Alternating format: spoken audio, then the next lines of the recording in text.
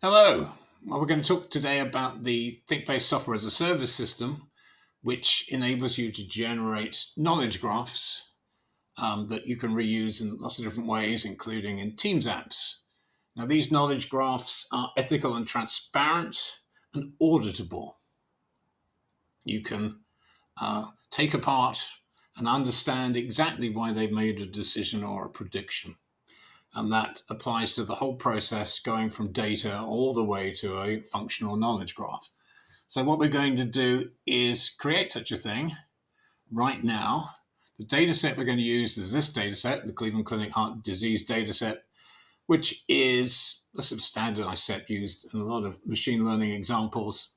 And it's a useful thing. It's attempting to work out whether people with heart disease actually need to have a difficult and painful test, or whether the state of their heart disease can be inferred directly from other data. And that's what we're going to try and do, infer it directly from other data.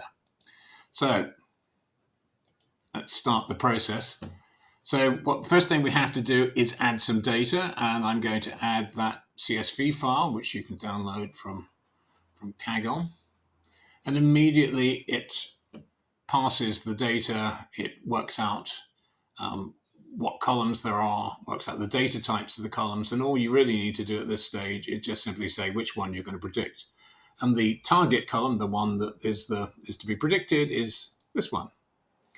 That's all we need to do, and we can now train it. And the training was as rapid as that. I've not messed with the video in any way. And you see in this case, we've trained on 90% of the data, and that means we've tested on the remaining 10%, got 100% performance for training and 100% performance for testing.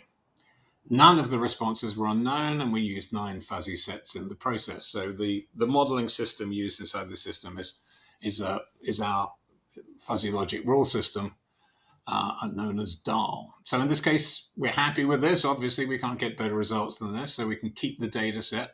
This is metadata that we can associate with the knowledge graph we've created.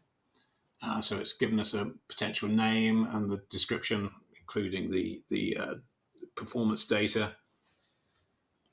And we can just simply run the thing immediately. So there's the graph it's created, the knowledge graph. And if we click on the code, we can see this is the rules that have been generated by the system. So they're English language rules. You can just sort of read them and understand exactly what the system's doing. So let's now use it in anger.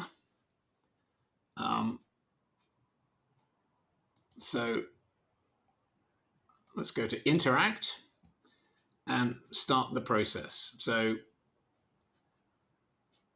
it's now asking me for the values of the various things it needs to know in order to create an appraisal, and I have to look at Excel to work out and get an example. So it's asking me what the value for CA is. For the first example, the value of CA is 0. What's the value for foul? 6. What's the value for CP? That's 1. What's the value for slope? That's 3. Rest ECG value is 2. Xang value is 0. And it's the value of num is inferred to be 0. Well, in fact, lo and behold, it is. You'd have to check. Right, so what we've done there is go through the very rapid process of going from a data set to a working knowledge graph that you can interact with. Now, you can also load this knowledge graph straight into our Teams apps and make it available to anybody in your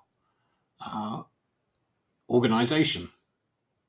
You can do lots of things to the knowledge graph, like changing the text that appears here, and loads of other things to make it more sort of user-friendly. The names, for instance, can be changed quite easily. But nonetheless, we have gone from data to a knowledge graph. And the results of this model could be or comply with the EU's AI Act, and in fact any known laws and regulations being currently generated anywhere in the world. This is completely ethical. It's not a black box. Beat that, deep learning.